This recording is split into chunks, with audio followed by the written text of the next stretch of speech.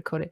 Oh, so there we are. We're live. We're recording. So I am very happy to announce that I've been sat here chattering away with Chloë for about probably about half an hour. But Chloë Goodchild is with me today. Thank you very much for joining me, Chloë. I really appreciate it. We just decided to press go, didn't we? And stop chatting. What else to do? You just press go and stop chatting. Exactly, yeah. So this is now meant to be the interview. We've already been getting to know each other for a little while, which is great. For those of you who have no idea who Chloë is, I'm going to explain very shortly. And it's very simple. Singing philosopher, author and vocalist that has a wealth of experience behind her, which I love. And we've gone down the rabbit hole of, as you know, here I Am Sound. We dig deep to find these little gems and we bring them out to you. And this is definitely no change to that philosophy.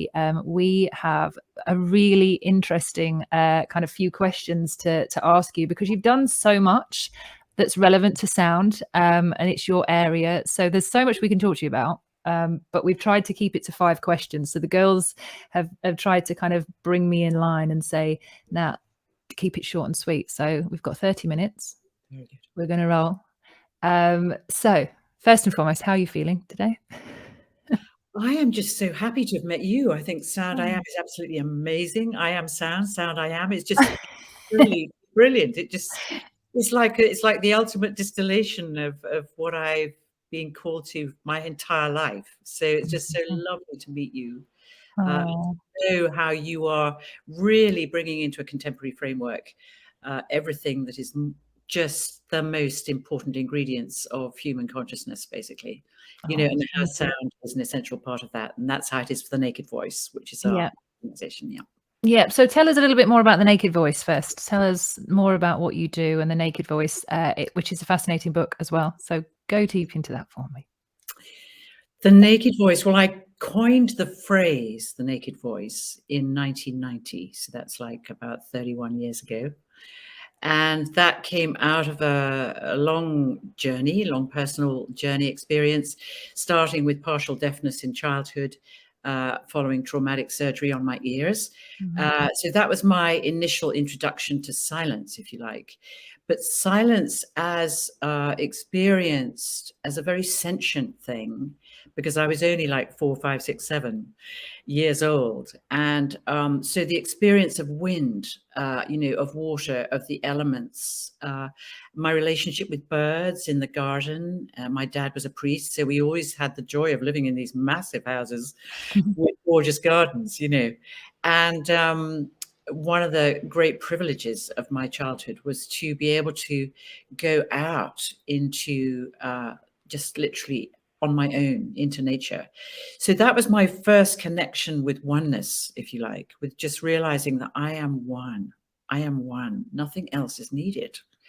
And then when the hearing slowly came back, I realized that that oneness had to be translated into a social way of communicating with others, which included everyday language, which included, poetry, which included sexuality, which included, hormonal changes, which included aliveness, in every imaginable way. And so for me, music, choral music, was really the only thing on offer at my school that I could relate to, what I was looking for. And I had the most amazing head teacher, actually. And this does relate to the Naked Voice, by the way. You're probably thinking, you can go down whatever rabbit hole, and I'm not going to stop you. Keep flowing. So basically, I'll basically will accelerate in a minute. It's like, why am I being taught everything but what I want to know? And I didn't know as a 13-year-old, I was just kind of perceived as being this rather precocious, sort of eccentric girl, who just loved music. I discovered through becoming a choral conductor at the age of 14, that my reckless teenage hormonally charged class, the one thing that would just create this unbelievable coherence and equanimity and total harmony in the field of this class was singing altogether. And because our music teacher, she couldn't control us. So long story short, I was asked, would I, be the conductor for the interform singing competition, and we won it. I mean, it was just like, that was my first experience of choral sound and the power of it at a human level, not just as a performance. That's kind of lovely, but that comes and goes, right? So that went on and on and on. I studied music at Cambridge. I then realized there was still so much missing, even though an amazing privilege to experience music in King's College and the unbelievable choral sounds of the whole Western sacred music history repertoire that I was lucky enough to enjoy. And so I realized things were missing. Something really fundamental was still missing. So I went to Africa, and I just literally crashed on the ground at last. And I have a memory. I was teaching in this. It was like voluntary service, and we were working with communication, different languages, and the different languages of the different tribes of East Africa. And we were exploring how, when you bring those languages together, could they actually communicate with each other? And that was absolutely incredible. That was a real game changer. But so Africa really brought me into the vitality of sound and what I later called the naked voice. And so the two concepts, naked and voice, were absolutely essential when that happened. And it happened after my experience of moving from Africa into India. And at this time, I was starting to be taught and to explore North Indian vocal music.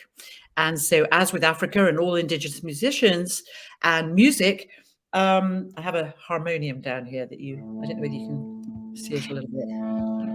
Wow. You get the idea. I mean, harmoniums now are like everywhere. When I discovered the harmonium in India, I seemed to be the only one, and I brought back 11 of them because I thought, okay. So what happened in India? What happened? What happened was a collapsing of dimensions between non-dual philosophy, non-dual spiritual philosophy of India, sourced from 4,000 years of the Vedanta, the wisdom texts, which are all saying basically, there's only one of us. There's only one of us. There's only one. And so their music was very much based on and grounded in what is your note. Right. So that was the first question that they would ask, like, you're in a Indian. Okay, so now we're just working with one unchanging sound. So I've got here a drone sound that you might be able to hear, which for me is the metaphor of the unchanging ground of consciousness. And sound is the unchanging ground of consciousness. That's what I like to say, because sound was my reason for being here. And we wouldn't be even having this conversation if it wasn't for sound. So basically what happened was I was moving between non-dual teachers and my vocal classical Indian teacher, who was just saying there's only one note and all the other notes come out of that one singular note. And then I realized, oh my God, this is an incredible metaphor for which music is the vehicle, And so what happened was I then met an extraordinary transmission teacher called Harilal Punjaji, who was a disciple of Ramana Maharshi, one of the great saints of the self, the one self with a capital S, in the middle of the 20th century. And Harilal Punjaji became known as Papaji. When I knew him, he was Punjaji. And I met him with a few Theravadan Buddhist monks in his kitchen. And it was one of those like, so why, the classic, why is it taking you so long to be here? Yeah. And so he and I spent 6 days together, during which time the egoic mind disappeared. And that's a whole bigger conversation, what that was. But just simply to say that I was able to learn and start responding to the question, who am I? Why am I here? And essentially, who am I? And how does this voice assist in responding to that question? So long story short, Pundaji just said to me, so I said, so how do I was just completely blissed out, right? And there's no Chloë left, and there were thoughts like, Chloë, and I was only 36 at that time. Chloë has disappeared. Chloë has died. So how does this body live the rest of its life? I remember just sitting, but by that time I was a mother of this unbelievable child, who, by the grace of God, kept me moving about.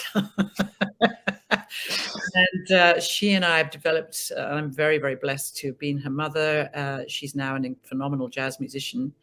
And she's now my teacher. So, and we're exploring in our radically different ways what this naked voice thing is.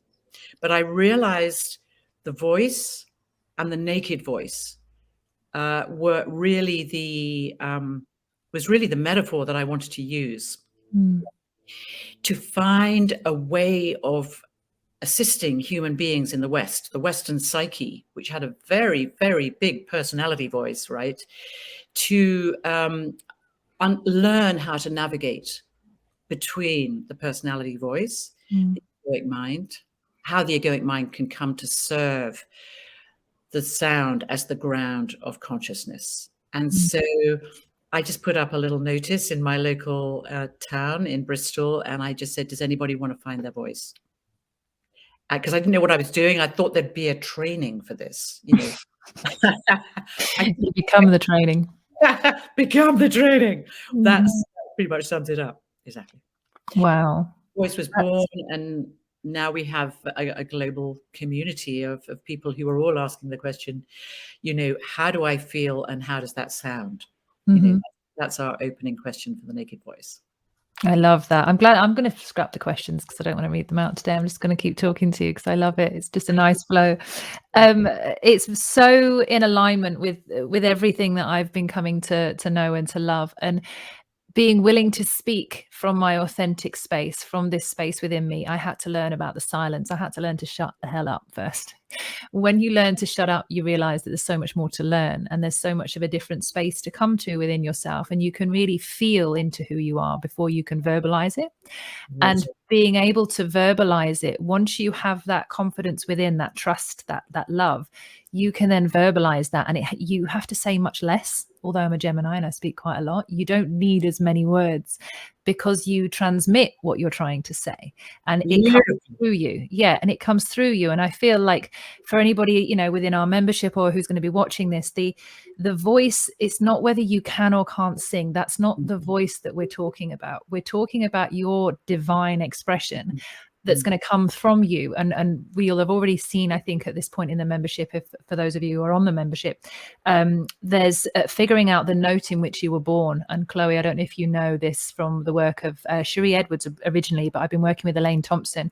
You can figure out from the time, so the date and the time of which you were born and the place, like your astrology, you can actually figure out the tone in which you were born. So I was born in the note of which you were born. So I was born in the note of D, and the frequency that I was born with is 17.766. So I know that if I'm going to do humming or I'm going to do anything, if I start from there, I'm starting from the right place within myself, then my range could increase and so on. But when we come back to ourselves musically, like you just said, it's that there's so much history and wisdom in the self. The self is a massive subject without adding everything else onto it.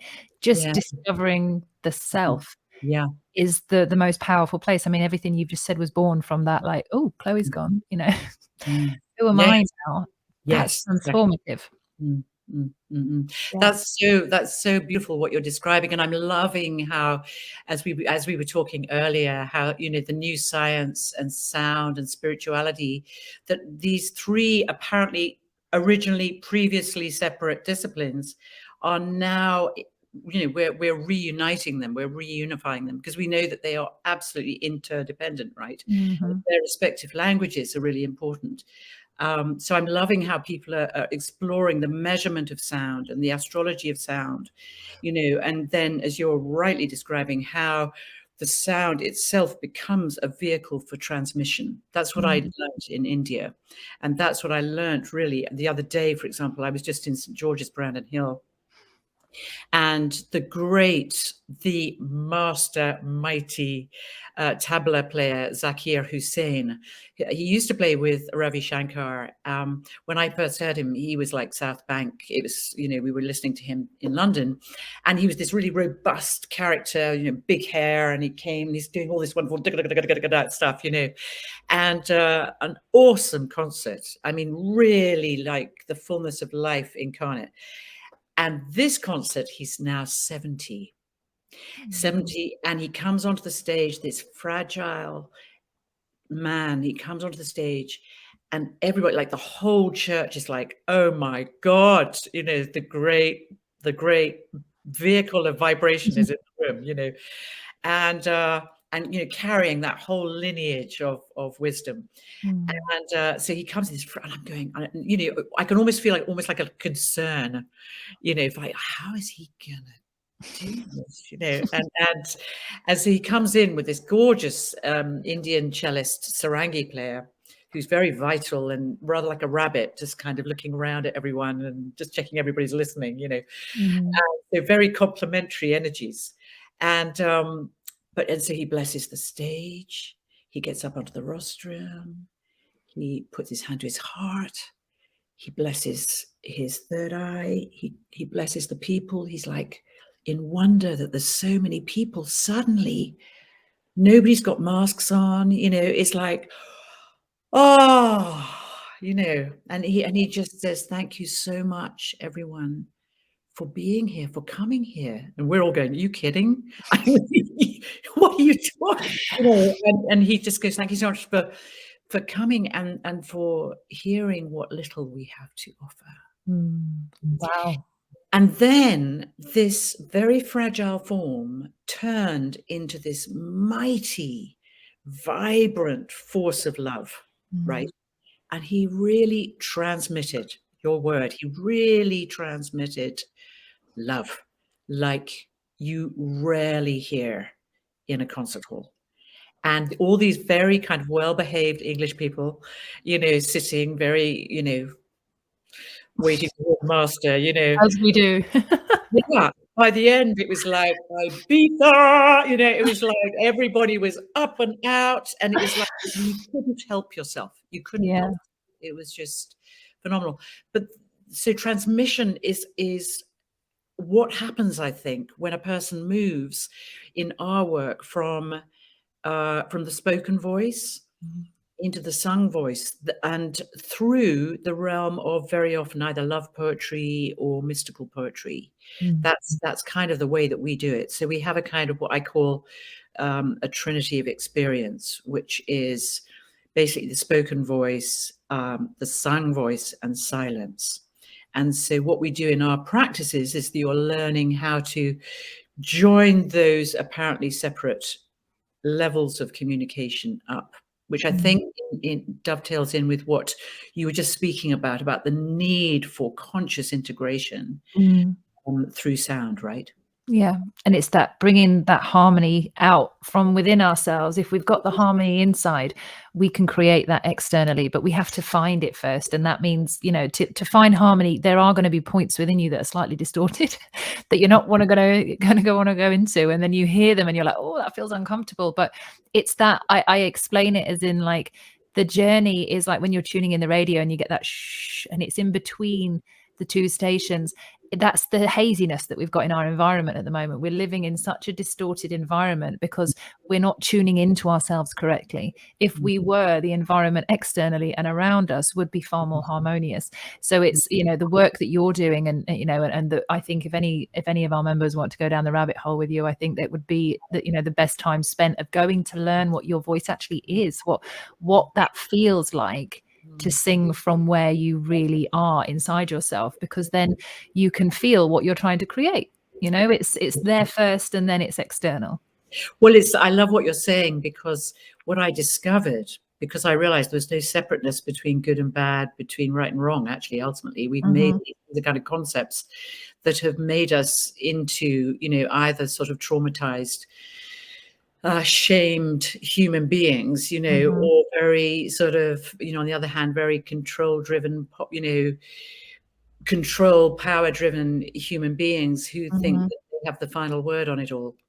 And what we've discovered in our research, which is largely experiential, is that, for example, fear, the fear that so many people feel right now is something that we've been so kind of bludgeoned into over so many years that we've forgotten what its antidote is. And every emotion has its own antidote. So, and I just learned this. I'd love to share a story with you about this the other day, because I actually had an intruder in my house and I tried this out with him. So I'll tell you about that in a minute. But he basically, so for example, fear, when a person says to me they feel afraid, rather than going, right, how can we find something that will help you not to be afraid, which is what one does with the more psychotherapeutic mind. Okay, let's look through your narrative. And that's very valuable. Let's do that. But if we just go straight for the sound, which is what I sense you doing, that you, particularly in the way that you're communicating now, which I really like, that if you go straight for the sound, right, what does fear sound like? Very often a person will go, if supposing the pitch is here, they'll go, oh,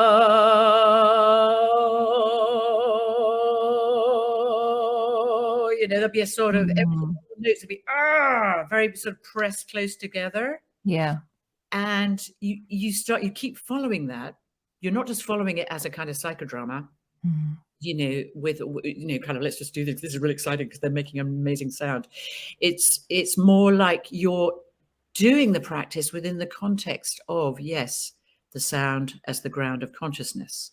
So you're aware that there are other sounds coming in that are giving voice to the emotion, but there is still sound as the ground. There is still the unchanging note, right? And you referred to that earlier as the sound of your birth. Yeah. And, it's so as soon as a person has that knowledge, so what often I say to people is, you're feeling afraid. Okay, let's just listen to the sound of that.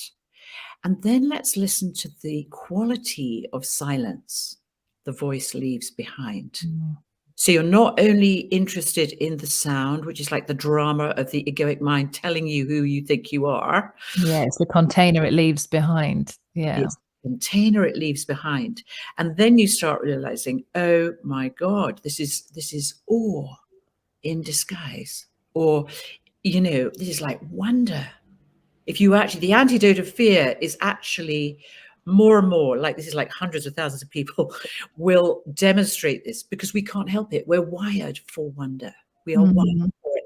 But we've been so, we've just had that so educated out of us because of the last, whatever it is, what is it, since the matriarchal eras, through the whole sort of patriarchal, control of the species. So that's at least 2,000 years to 4,000 years. Being programmed into believing that fear is real and that there's no music for that. Once you start musicating that, it becomes like musical homeopathy. And you realize that this is like, oh my God, every negative emotion has its own homeopathic antidote. And that's what I've learned. And may I share with you one thing? Go for it. Which is the other night, 4:00 in the morning. This has never happened to me in my life. And I will share this with you because it really challenged me to really get that this is absolutely real, what you and I know and we are sharing and that we have been called to. So exciting to meet you. Oh, I'm so happy to meet you too. Every time you talk, I'm like, I'm falling in love with you a little bit more. Oh my God, well, I'm listening to you and it's like, oh my God, there is so much to be grateful for, to hear and see what you're doing. Anyway, so here we are, 4:00 in the morning, and I hear this enraged banging on my front door.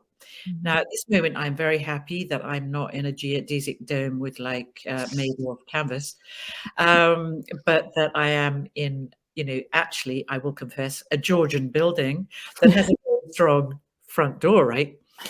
So the door is like, and I go up to it, it's got an inner door, right? And then I'm seeing this door. I mean, it looks like it could almost be knocked down. And this is unimaginable to imagine. So this guy is seriously, he's drunk, he's enraged, he's had enough. It's like, it's all over, let me in, you know, and I'm obviously the projection, although he doesn't realize who he's about to meet. Yeah. We are wrong house. We realize we gave each other the most extraordinary gift, and that may sound really new age, but let me tell you what happened. This was so real. This literally happened. This was not a workshop, right? And so he's banging on the door, and I feel my animal self come back, and all my kind of the oneness of sound is like sort of out of the oneness of sound is coming this primal kind of Christ, what energy is this? And how are we going to respond to it? Then I remembered sound is the ground of consciousness. He is fantastic. Oh my God, I've never heard a sound like that, right? And he carries on. And what we do in our work is, which balances perhaps with Shari Edwards and the frequency measuring process, is to literally hear the sound as pitch as it's coming out of the individual in that moment, right? And so he was singing a particular sound. I listened for it, and he was just carrying on and on. He was really heavy, very dense. And it was like sort of, you know, the Big Bang, or the sort of the beginning of the, you know, the whole kind of presence of our planet, right? And I joined it. Are you telling me you did it back on the other side of the door? I did it back. I just started going, hey, oh, way, Oh, wow. like there was something like this silence, and then it was just like I was like, wow, that was really something. And not only that, he stopped, and there was this silence. And I said, "Can I help? Are you okay?" You know, I mean, the silence was deep enough to know that he could hear, he had been heard, and I'm just laughing at this. I know it is unimaginable, isn't it? Because normally it would be, right, this guy needs to be locked up. I'm going to ring the police. I'm going to be in fear. I'm going to keep him separate and all of that. So we found the sound together, and he just stopped, and the silence got longer and longer and longer. And I said, do you want any help? You know, what's happening here? And then there was more silence, and the silence got longer and longer, and we just both stood there. He was on the other side. He was just thinking, what just happened? You know, you could hear him going, even thinking, you know. And so he just went, thank you. Oh my God. I promise you. And there was nothing. Wow. And it was like, wow. Thank you. A whole other music. Wow. And what he reminded me in that moment, and he went his way, I went my way. We will never actually physically meet. What do I know? We might. You know, if it had been a bit longer, I would have actually opened the door. Yeah, you'd have felt safe in that space that you created from within yourself with the sound to do that as well. And for him to do it, this is the point. This is the point. It's realizing, and I'm hearing this from what you're telling me, is that the tragedy of masters is the tragedies of humanity is not that we have masters, but that we need masters. And as far as I'm concerned, we are now in the lineage beyond masters, right? For whatever reason, my life needed that lineage. You know, my great teacher, Anandamayi Ma, who I haven't really spoken about, but she's always speaking here in the South. One of the great luminaries of 20th century India was my root teacher. And I was very blessed because she taught me about the power of the sacred feminine, you know. And I got a very strong message from her not long ago that, you know, the time of gurus and masters is over. We're in a post-lineage era. Mhm. And so therefore, the therapist, the teacher, whatever we're doing here, I'm talking quite a lot, I realize. Yeah. But It's your interview, it's okay. well, you see, even the concept of an interview starts to dissolve when I start getting. I never really do interviews. I just do chats, and then people are like, "You just kept talking." I'm like, "Yeah, because I'm chatting." That's why. Yeah. Well, it is because it's like a flow, isn't it? It's just a spontaneous flow of the soul. So it's not like chat as in whatever. You know what I mean? It's chat that matters. Chat that matters. I'm sure. You're having a nat chat right now. A nat chat. Oh, I like that. Yeah, everyone goes, "Oh, I'm having a nat chat." I'm like, I don't know what that means, but it keeps getting said back to me, so I'll take it. Maybe it's something. Beautiful. Do you know what? I've loved speaking to you today, like in so many ways. There's so many rabbit holes to go down that I want to continue talking with you, but I'm very conscious of your time because we were a little bit late to our meeting today, but it's been divine in its the way it is. So thank you so much. We are going to explore much more with you. For anybody that is watching, please go and check out The Naked Voice. Go and check out this work. We will have Chloë back on talking about other things as well. So this won't be the last time that you see her for sure. But what you said was amazing. And I now I've got in my head, thank you. In my head. That's really what it comes down to. Yeah. I mean, our whole reason for living, right? Totally. That's really what it is. And that guy knew that. Whatever the devastation he felt it of his life, he still knows that inside the deepest level. And that's what the voice gives us so much gratitude for. May I just share that, obviously we're going to talk online forever, but I'm so excited to have met you. I can't believe we haven't met before. I know, it feels so nice. Yeah, I just feel like I've known you for years. So it's just simply to say that in support of what you're doing, and also in terms of the expansion of the vision of sharing conscious voice planetarily and into the cosmos, and most important, within oneself. We are starting a monthly gathering, if you like, online, to begin with, just called Living Presence, a Community of Sound. Nice. So it'd be lovely to talk with you about that as well. That'll be starting. We'd love to. Can we live stream that? Can we put that out on all of our channels? Let's do it. My God. Yeah. Oh my God. That's what it's here for. I built it for everyone else to use it. It's not all mine. Although my ego could talk forever, right? It's not my platform. It's everybody else's. So I would love to connect with you and go down that rabbit hole and see what we can do. Beautiful. Wow. Bless you so much for everything you're doing. It's so exciting. It's such a joy. Thank you. Yeah, we're having a lot of fun. The team, I feel fully supported. I got guided by breadcrumbs to come this way. God showed me the way, and all I did was just pick up the breadcrumbs and keep walking. And there's more and more breadcrumbs that are falling every day. So it's becoming much more than me now. And it gives me so much faith meeting people like yourself. And we've had Jonathan Goldman and Tim Wheater and real kind of elders in the space that we need to follow, we need to listen to, we need to hear about, hear more from. So I just want to put that connect the bridge in sound, and you've helped me do that today. Thank you. Bless you. Bless you. Every joy in our evolution. Thank you. So for anybody that is listening, if you are in the membership already, we hope you're loving it. We really enjoy having you on the platform. If you've got any friends or family left that don't have this yet, this membership in their life, go and give it to them. Go and offer it to them. You're going to really greatly help them, and we're going to bring you so much more. And if you have watched this and you are not in the membership, give it a swirl, see if you want to sign up and see if it works for you. Chloë, thank you so much. If you stay there, everybody else at home, thank you so much for joining, and we will see you on the next one. Bye for now.